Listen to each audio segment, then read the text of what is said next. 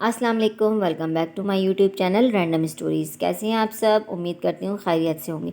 नए आने वाले व्यूवर्स से गुजारिश है कि मेरे चैनल को ज़रूर सब्सक्राइब कर लीजिए। व्यूवर्स, बढ़ते हैं अपने नावल तेरी राह में रुल गई वे की छठी किस्त की जानिब। हालांकि ये सूरत हाल और थी, लेकिन दिखाई कुछ और दे रही थी। वो दांत पे दांत जमाए एक एक तस्वीर देखता रहा और फिर इनके टुकड़े टुकड़े कर दिए। बकवास है ये सब कुछ। हैरत की बात है सर, तो फिर इस गुर्बत को महक वक्त गुजारी समझा जाए। किसी तरह तालिबा ने मजाक उड़ाया। इसने खुशमगीन निगाहों से इसकी तरफ देखा। अगर आप इनकार कर रहे हैं तो ठीक है, वैसे क्लिंटन और मोनिका स्कैंडल की तरह ये स्टोरी भी खासी दिलचस्प लगती है। लड़की मुस्कुराकर बोली। इसके तन बदन में चिंगारियां सुलग गईं। आलम तैश में वो हुजूम चीरता हुआ निकल गया, लेकिन स्टूडेंट्स के रिमार्क्स इसकी समातों पर हथौड़े की तरह बरसते रहे। कॉलेज में हमेशा हर मेडल जुबारिया ही हासिल करती आई है, इसलिए हमें 100% यकीन था ये गेम भी जुबारिया ही जीतेगी। ऐसा हो ही नहीं सकता था। जुबारिया के अलावा ये बाजी कोई और ले जाता। Zubaria is a winner. ये बाजी जुबारिया को ही जीतना थी। क्लासरूम से लेकर कॉलेज के गेट तक का फासला इसने पराया कदमों से तय किया था। वो दनदनाता हुआ इसके घर में दाखिल हुआ। लालदीन फर्नीचर की झाड़ पोंछ कर रहा था। इसे देखकर एहतरामन सीधा हो गया। आइए साहब, बैठिए। तुम्हारी मालकन कहाँ हैं? इसने मुलाजिम की पेशकश को नज़रअंदाज किया और तैशो इस्तरार से पूछा। साहब, अपने बेडरूम में। साथ ही इसने कमरे की तरफ इशारा किया। वो बिला धड़क इसके कमरे में दाखिल हो गया। जुबारिया अपनी किसी दोस्त से फ़ोन पर नहायत खुशगवार अंदाज में बातचीत कर रही थी। इसे सामने देखकर गंग रह गई और दूसरे ही लम्हे फ़ोन बंद कर दिया। वो शोला जवाला बना इसके सामने था। मैं समझता था आप सुधर गई होंगी, वो शदीद इश्तियाल की कैफियत में बोला। लेकिन नहीं, कुत्ते की दुम 100 साल तक भी नलकी में रखी जाए जब तब भी टेढ़ी की टेढ़ी ही रहती है। ये खेल खेलना था तुमने मेरे साथ। इसने फटी हुई तस्वीर जुबारिया के मुंह पर दे मारी। रात को मुझे इसलिए इनवाइट किया था ताकि सुबह अच्छी तरह मेरी ज़ात को स्कैंडलाइज कर सको। जुबारिया के पैरों तले से ज़मीन सरक गई। फारिना के जुमले समाअतों में गूंजने लगे। मेरे कैमरे का रिज़ल्ट हमेशा अच्छा होता है। जो कुछ देखता है वही बनाता है, रद्दो बदल नहीं करता। सर, ये मेरी हरकत नहीं, किसी और की हरकत। ओ शट अप। दूसरे ही लम्हे जहादात का हाथ उठ गया और इसके लफ्ज़ मुंह के मुंह में ही रह गए। थप्पड़ था या क़यामत? जहादात की चैन वाली घड़ी खुलकर हथेली तक आ गई। जुबारिया दूर जाकर गिरी। झूठ बोलने की भी एक हद होती है मिस जुबारिया अहमद। इसने घड़ी बंद की। जितना मुझे पागल बना सकती थी बना चुकी। अब किसी वजाहत व सफाई की मुझे ज़रूरत नहीं। थप्पड़ था या क़यामत? जहाँ दाँत की चैन वाली घड़ी खुलकर हथेली तक आ गई। जुबारिया दूर जाकर गिरी। झूठ बोलने की भी एक हद होती है मिस जुबारिया अहमद। इसने घड़ी बंद की। जितना मुझे पागल बना सकती थी बना चुकी। अब किसी वजाहत व सफाई की मुझे ज़रूरत नहीं। मैं नहीं समझ सकता कि तुम अव्वल रोज़ से मुझसे किस किस्म के जज्बे की तस्कीन चाहती हो और क्या चाहती हो मुझसे। लेकिन ये याद रखना जुबारिया अहमद कि तुम्हारी किसी भी चाहत की तकमील तो दरकिनार, तुम पर निगाह गलत डालने की भी मेरे पास गुंजाइश नहीं, समझी तुम? वो बेहद तज़लील आमेज़ लहजे में कहता हुआ कमरे से बाहर निकल गया।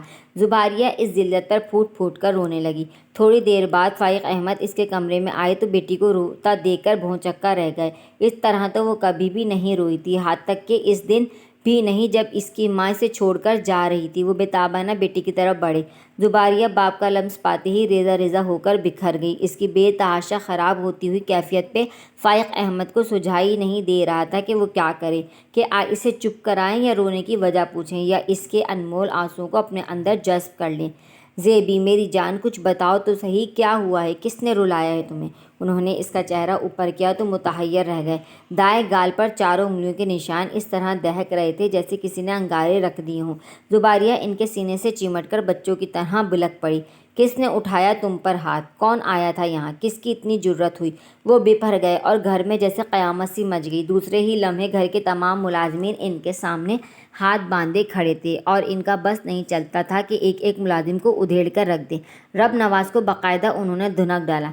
गेट पे क्या कर रहे थे तुम? क्यों आने दिया तुमने इसे अंदर मेरी गैर मौजूदगी में? क्या हर ऐरा गैरा यूँ मुँह उठाकर अंदर चला आता है? साहब, वो आपकी कंपनी के मैनेजर हैं, मैं तो इन्हें मुअज़्ज़िज़ शख्स। ओ शट अप। इनका अगला ही तमाचा रब नवाज का मुंह बंद कर गया।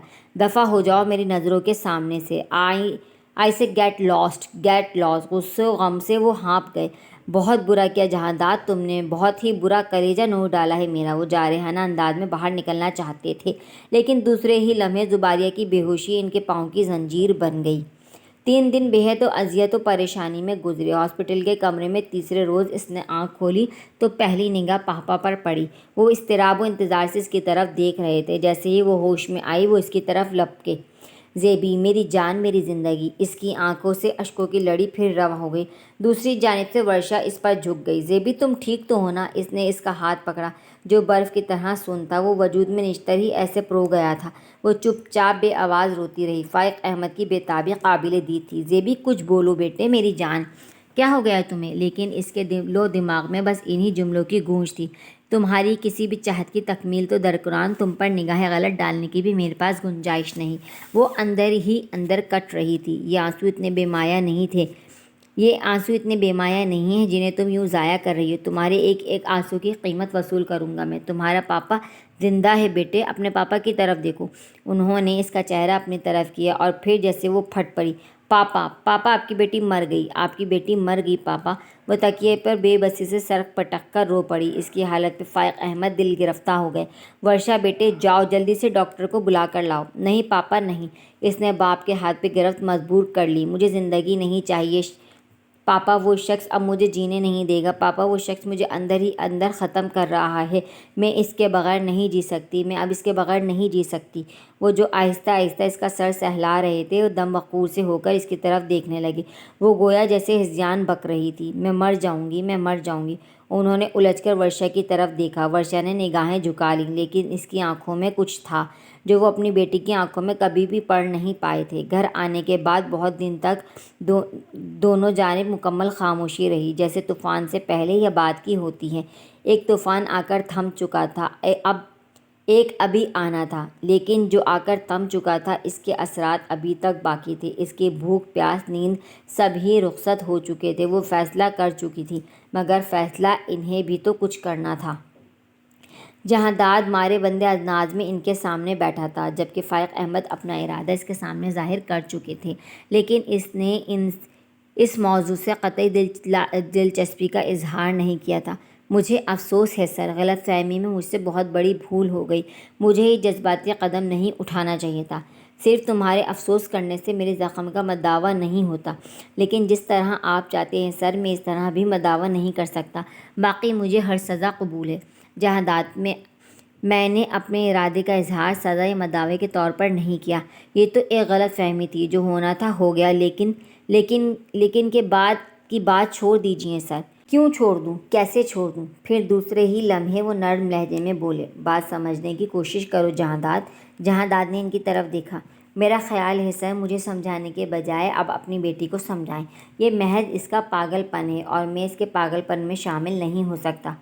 کوئی انہونی یا ممکن بات نہیں کی ہے اس نے کہ تم اسے پاگل پن سے گردان رہے ہو۔ آج کل کے معاشرے میں یہی سب کچھ ہو رہا ہے۔ فائق احمد کی بات پہ جہانداد تلخی سے ہنس پڑا۔ دراصل یہ سب کچھ وہاں ہوتا ہے سر جہاں رات کو ماں کی پہرہ دار آنکھ نہیں ہوتی۔ ادھورے والدین کی اولاد ذرا سی نظر اندازی کی یوں ہی زندگی کا روگ بنا لیتی ہے۔ میں کہتا ہوں آگے ایک لفظ نہیں بولنا۔ جہانداد کے لفظ ان کے سینے میں پیوست ہو کر رہ گئے۔ تم نے ایسی بات کیسے کہی ملک؟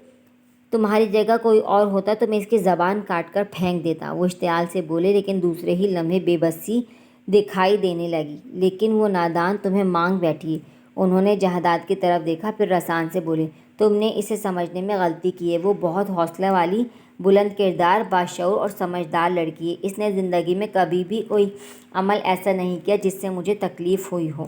جہانداد خاموش بیٹھا رہا۔ اس کی محبت محض دل کا بہلاوا، ضد یا وقتی کشش مت سمجھو بیٹے، اس کو سمجھنے کی کوشش کرو۔ میں اس کا باپ ہوں، اس کے احساسات کو وقت دھو نہیں کہہ سکتا۔ آج سے پہلے میں نے اس کے یہ احساسات نہیں دیکھے جو اب میں دیکھ رہا ہوں۔ جہانداد تب بھی خاموش رہا۔ انہوں نے ناامیدی سے اس کی طرف دیکھا۔ انکار کرنے سے پہلے سوچ لینا جہانداد، صرف میری بیٹیوں کی خوشیوں کا سوال نہیں، تمہارے بخت میں بھی 4 چاند لگ جائیں گے۔ فائق احمد کا آخری جملہ بازی کا آخری پتہ تھا جو کہ جہانداد کو بے حد ناگوار گزرا۔ اگر آپ مجھے سر اس معاملے پہ سالوں سوچنے کا بھی کہیں، تب بھی میں ایک لمحہ بھی اپنی سوچ اس محور پر لا کر ضائع نہیں کروں گا۔ فائق احمد کے دل کو گھونسا لگا۔ انہوں نے اپنی زمانہ شناس نگاہیں اس کے چہرے پر جما دیں۔ تمہارے انکار میں نفرت یا ہردرمی نہیں ہے، بلکہ پر اسرار سا سکون ہے، جیسے یہ سب کچھ تمہارے لیے بے مقصد ہے۔ کہیں ایسا تو نہیں تمہیں اپنا مطلوب مل گیا ہو، کسی سے کمٹمنٹ وغیرہ؟ انہوں نے ڈرتے جھجکتے پوچھا۔ جہانداد ہنس پڑا۔ ایسے ہی سمجھ لیجیے سر۔ وہ مختصر بات کر کے کھڑا ہو گیا۔ شادی یا منگنی؟ انہیں اپنی آواز بیحد اجنبی لگی۔ وجود کے اندر باہر زباریہ کی بے بسی کا شور بپا تھا۔ نہ شادی نہ منگنی، فی الحال تو مسئلہ کچھ اور ہے۔ اس کی آنکھوں میں الوئی سی چمک گوندی اور دوسرے ہی لمحے معدوم ہو گئی۔ چلتا ہوں سر، اپنی بیٹی کو آپ جس طرح بھی چاہیں سمجھا سکتے ہیں، آپ کی بیٹی ہے، سمجھ جائے گی۔ وہ کمرے سے باہر نکل گیا۔ فائق احمد حیرت میں مبتلا بیٹھے کے بیٹھے رہ گئے۔ زندگی میں دوسری بار بھی اسے مایوس کر دوں؟ کیسے؟ وہ میری بیٹی ہے۔ زباریہ کی دیوانگی ان کی روح کو گھائل کرنے لگی۔ لیکن وہ ہی نہ رہی تو پھر میں کیسے سمجھاؤں گا؟ آئی ایم سوری، میں اسے اس بار مایوس نہیں کر سکتا۔ وہ سوچ کے پہلوؤں پر نظر ثانی کرتے کرتے خودگردی کی انتہا پر پہنچ گئے۔ آج جب وہ کالج سے گھر آیا تو اماں بابا کو اپنے گھر میں پہلے ہی موجود پا کر بے حد حیران ہوا۔ باپ سے ملا، پھر بے تاب ماں سے لپٹ گیا۔ اس کی خوشی کا کوئی ٹھکانہ نہیں تھا۔ ماں باپ پہلی بار اس کے گھر آئے تھے۔ اس کی سمجھ میں نہ آتا تھا کہ کس طرح سر آنکھوں پہ بٹھائے۔ اماں بے حد مسرور تھیں، لیکن بابا کا انداز سابقہ ہی تھا۔ کس طرح آ گئے؟ وہ خوشی سے دیوانہ ہوا جا رہا تھا۔ تیری شکل دیکھنے سے تو میں نے توبہ کی تھی، لیکن میری قسمت اتنی خراب ہے کہ مجھے پھر بھی آنا پڑا۔ باپ کے انداز پہ وہ ذرا کا ذرا رکا۔ کیا کوئی کام تھا مجھ سے؟ وہ فرمانبردار اولاد کی طرح نثار ہونے کو تھا۔ سبحان اللہ، برخوردار کی لا علمی تو دیکھو۔ اکبر ملک نے جل کر بیوی کی طرف دیکھا۔ اماں نے قطعی شوہر کے مزاج کی پرواہ نہ کی اور بیٹے سے لاڈ سے مخاطب ہو کر بولی، لے پتر، میں تیرے لیے دیسی گھی کے تل والے لڈو بنا کر لائی ہوں، تجھے بہت پسند ہے نا؟ اور یہ چاروں مغز اور باداموں کا حلوہ ہے دماغ کی تراوٹ کے لیے۔ دیکھ تو میرا پتر محنت کر کر کے کتنا کمزور ہو گیا، خوراک کا ذرا خیال نہیں رکھتا ہوگا، مجھے پتہ ہے۔ اماں کا بس نہیں چلتا تھا کہ اسے اپنے کلیجے میں چھپا لے۔ ماں کے اندر محبت پہ اس کا سیر و خون بڑھ جاتا تھا۔ ان کے گھٹنے پکڑ کر بیٹھ گیا۔ تیری یہ باتیں مجھے بہت یاد آتی ہیں اماں۔ ماں صدقے، ماں واری پتر، ایک پل نہیں بھولی میں تجھے۔ ماں آبدیدہ ہو گئی۔ وہ بھی دل گرفتہ ہونے لگا۔ پھر دوسرے ہی لمحے اسے خیال آیا تو فوراً کھڑا ہو گیا۔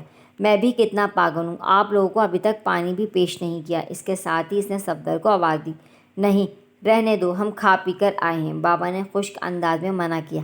اتنا لمبا سفر کر کے آئے ہیں، اب تک تو سب کچھ ہضم ہو چکا ہوگا، اس نے مسکرا کر کہا۔ پھر صفدر کو ہدایات دینے کے لیے باہر چلا گیا۔ جب تک وہ اندر آیا، اکبر ملک اچھی طرح سے گھر کا جائزہ لے چکے تھے۔ خوب عیش و موج کی زندگی بسر کر رہا ہے تیرا پتر۔ وہ اس کی آسائشوں کو دیکھتے ہوئے بیوی سے مخاطب ہو کر بولا، رب سونا میرے پتر کو اور دے۔ اماں کا سیر و خون بڑھ گیا۔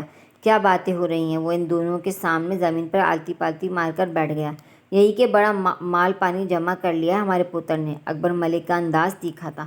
بس سب آپ لوگوں کی دعاؤں کا نتیجہ ہے۔ وہ تھوڑا شرمندہ ہو کر بولا، دعاؤں کے ساتھ پتر ایک وعدہ بھی لے کر آیا تھا، یاد ہے کہ بھول گیا؟ اس وعدے کو میں کبھی بھول سکتا ہوں؟ وہ وعدہ نہیں، میری منزل ہے۔ یہ سب کچھ اسی کے لیے تو کر رہا ہوں۔ ہاں یاد ہے۔ آپ کے اندیشے جھٹلانے کے لیے تھوڑا سا خود کو اور مضبوط کرنا چاہتا ہوں۔ بس عنقریب آپ کے سامنے سرخرو ہو جاؤں گا۔ اکبر ملک نے مونچھوں پر ہاتھ پھیر کر کہکا لگایا، بڑا سیانہ ہو گیا ہے تیرا پتر، باپ کو پاگل بنا رہا ہے۔ اکبر ملک بیوی سے مخاطب ہوئے۔ زرینہ نے خاموش نگاہیں جھکا لیں۔ جہانداد نے الجھ کر ماں باپ کی شکل دیکھی۔ کیا کیا کام کرتا ہے تو یہاں؟ باپ کا انداز تفتیشی تھا۔ گورنمنٹ کالج میں لیکچرار ہوں اور ایک پرائیویٹ کمپنی میں پارٹ ٹائم مینیجر کی حیثیت سے کام کرتا ہوں۔ یہ گھر کمپنی کی طرف سے ملا ہے یا کالج کی طرف سے؟ کمپنی کی طرف سے۔ کیوں، کیا ہوا؟ کمپنی کا مالک کیسا ہے؟ بہت اچھا۔ آپ بتائیں تو بات کیا ہے؟ اس کی کوئی بیٹی ہے؟ ہاں ہے، مگر آپ پوچھنا کیا چاہتے ہیں؟ اکبر ملک نے بیوی کی طرف دیکھا، گویا اب آگے کی بات وہ کرے۔ زرینہ جھجک گئی، لیکن شوہر کی نگاہیں اتنی سخت تھیں کہ اسے مارے بندے بات کرنا پڑی۔ کیسی ہے وہ لڑکی؟ میرا مطلب ہے کیا تجھے پسند ہے؟ جہانداد کے چہرے پر عجیب گمبھیرتا پھیل گئی۔ اکبر ملک بیوی کے انداز گفتگو پر چٹک اٹھے۔ صاف اور سیدھی بات کر، اس سے کیوں پہلیاں بجھوا رہی ہے؟ پھر وہ بیٹے کی طرف دیکھ کر کرخت انداز میں بولے، فائق احمد نام ہے نا تیرے مالک کا؟ وہ آیا تھا میرے پاس گاؤں میں۔ اکبر ملک غصے سے کھڑا ہو گیا۔ جہانداد سراپا سوال بن کر ان کی طرف دیکھنے لگا۔ تیرے سارے کرتوت کھول گیا ہے۔ یہ بتانے آیا تھا کہ تو اس کی بیٹی کو بہت پسند کرتا ہے اور اس کی بیٹی تجھے۔ دونوں کے اندر بہت لا حول ولا، نہ جانے انگریزی میں کیا بولا تھا اس نے۔ ہاں، انڈرسٹینڈنگ ہو چکی ہے۔ کہہ رہا تھا تمہارے بیٹے نے بہت سارے عہد و پیمان کیے ہیں میری بیٹی کے ساتھ، لیکن نہ جانے اب اسے کیا مجبوری ہے کہ پیچھے ہٹ رہا ہے۔ میری بیٹی اب اس کے بغیر نہیں رہ سکتی۔ میں اپنے بیٹے کو سمجھاؤں کہ وہ اس کی بیٹی کا دل نہ توڑے اور اسے قبول کر لے۔ واٹ؟ جھوٹی من گھڑت کہانی پہ جہانداد بری طرح چکرا گیا۔ اور آپ لوگوں نے یقین کر لیا اس کی بات کا؟ وہ جھنجھلا اٹھا۔ ہاں پتر، کیوں نہ یقین کرتے؟ اور پھر بیٹیوں کے باپ کبھی جھوٹ نہیں بولا کرتے۔ شہر اور گاؤں کے باپوں میں بڑا فرق ہوتا ہے اماں جی۔ وہ بس پاگل ہونے کو تھا۔ بیٹے کو صاف مکر جانے پر اکبر ملک سخت طیش میں آ گئے۔ ہمیں گاؤں اور شہر کا فرق مت سمجھا، اصل فرق تو تیرے ایمان میں ہے۔ آخر کیا ضرورت پڑی تھی اس مظلوم کو میرے سامنے آ کر گڑ گڑانے کی؟ کچھ تو گل چھوڑے اڑائے ہوں گے تو نے اس کی بیٹی کے ساتھ، جو وہ اپنی بیٹی کو تیرے ساتھ چپکانے پر مجبور ہو گیا ہے۔ گھر کی چھت ایک الزام کی طرح جہانداد کے سر پر آ گری۔ بابا! وہ چیخ پڑا، آپ نے کبھی مجھ پر اعتماد نہیں کیا۔ تو نے کسی قابل چھوڑا ہوتا تو تجھ پر اعتماد کرتا۔ بڑا مرد بن کر وعدے کر کے آیا تھا، دیکھ خود ہی دودھ کا دودھ اور پانی کا پانی ہو گیا۔ اماں میں پاگل ہو جاؤں گا۔ آپ لوگ میری بات کیوں نہیں سمجھتے؟ بند کر اپنے یہ ڈرامے۔ تیرے کردار پہ تو مجھے قطعی بھروسہ نہیں۔ جو شخص گھر میں نقب لگا سکتا ہے وہ کیا کچھ نہیں کر سکتا۔ وہاں گاؤں میں مجھے منہ دکھانے کے قابل نہیں چھوڑا، یہاں شہر میں رسوائی کے جھنڈے گاڑنے چلا ہے۔ میری پوری نسل میں تجھ جیسا گندا پیدا نہیں ہو سکتا۔ نام ڈبو دیا ہے میرا۔ پے در پہ تذلیل کے تھپیڑے۔ جہانداد کا بس نہیں چل رہا تھا خود کو ختم کر لے۔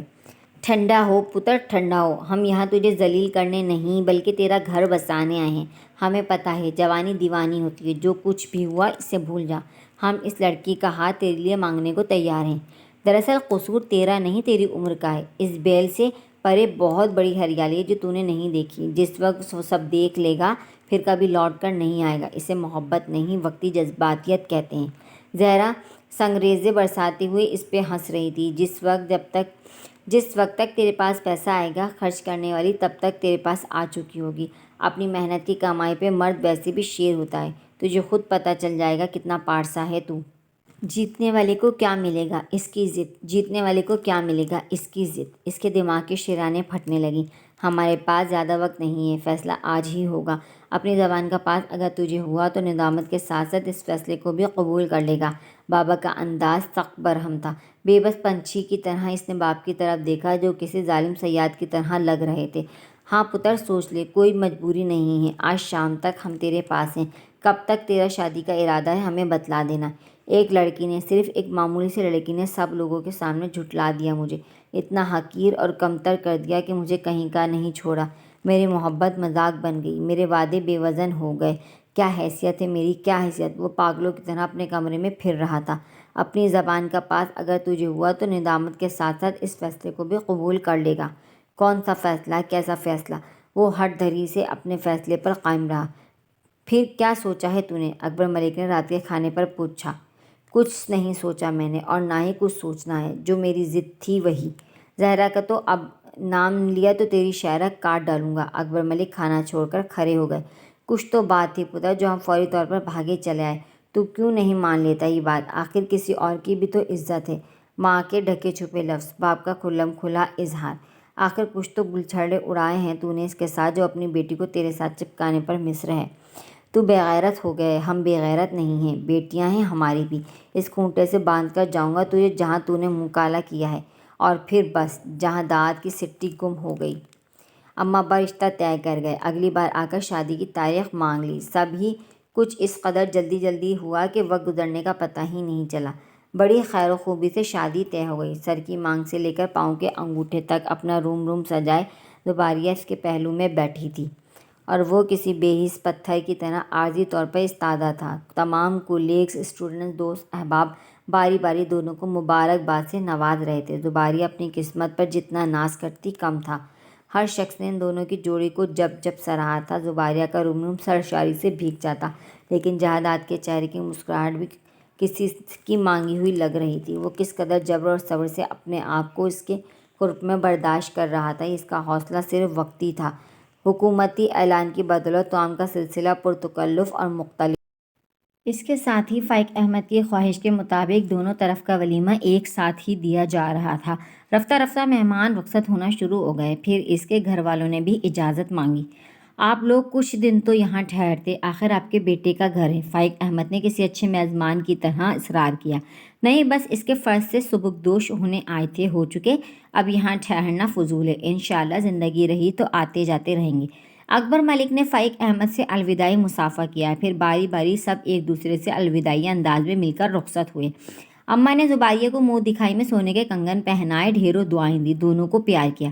وہ کسی اجنبی کی طرح سب کچھ وصول کرتا رہا۔ آخر میں زہرا نے اسے مبارکباد دی تو اس کی ساکت جھیل میں پتھر سا آ پڑا۔ رب سونا تمہیں خوشیاں دے، بہت زیادہ۔ اس کی دعا پہ اس کے من میں آگ سی بھڑکنے لگی۔ ایسا لگا جیسے زہرا سامنے کھڑی ہو کر وہی الفاظ دہرا رہی ہو۔ ایک دن تجھے خود بھی ان باتوں پہ ہنسی آئے گی، ہو سکتا ہے شرم بھی آ جائے، اس لیے تو خود کو مایوس نہ کر، لیکن میں تجھے جھٹلا کر دکھاؤں گا۔ اس نے کس قدر مضبوط اور اٹل لہجے میں کہا تھا، اور آج وہ اسے جھوٹا ثابت کر کے جا رہی تھی۔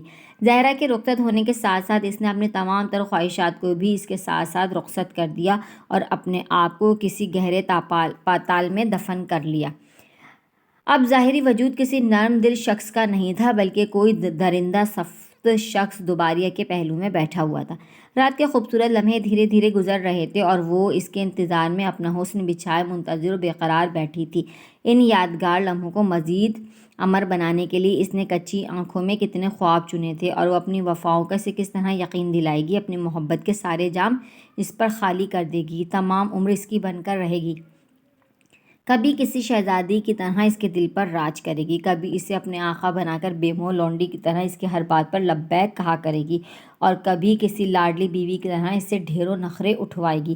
کتنے خواب تھے اس کی آنکھوں میں کہ ان سے اس کے پپوٹے بھی بوجھل ہونے لگے تھے، دل کے ارمان تھے کہ نکلنے کے لیے بے قرار تھے۔ کتنی باتیں جو اس نے کہنی تھی، اس سے کرنی تھی۔ کئی رازوں کو اس پر منکشف کرنا تھا، اسے اپنا لیا تھا، اب اس کی ہو کر دکھانا تھا۔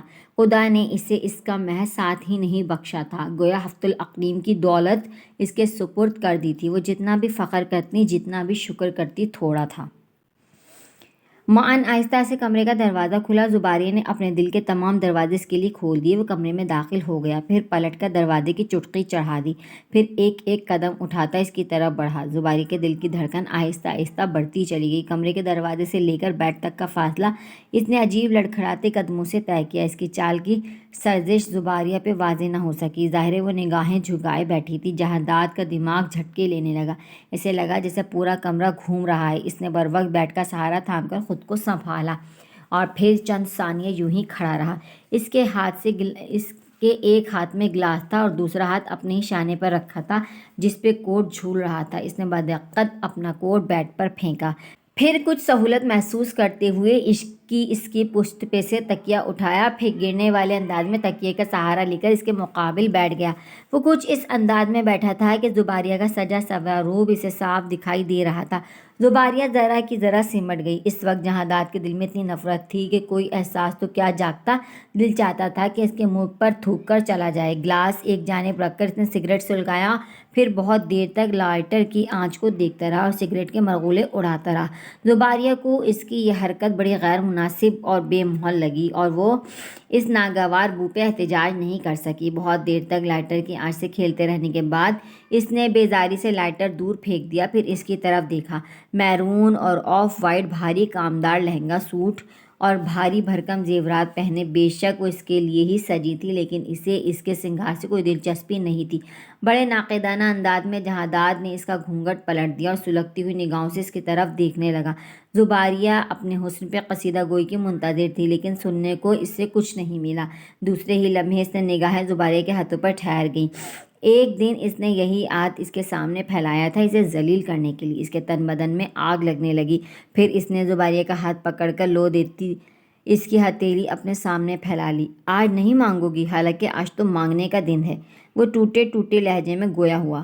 حنائی ہتھیلی خوبصورت پھول پتیوں کے درمیان دونوں کے نام لکھے ہوئے صاف دکھائی دے رہے تھے۔ دوسرے ہی پل اس نے جلتا ہوا سگریٹ اس کی ہتھیلی پر رگڑ دیا۔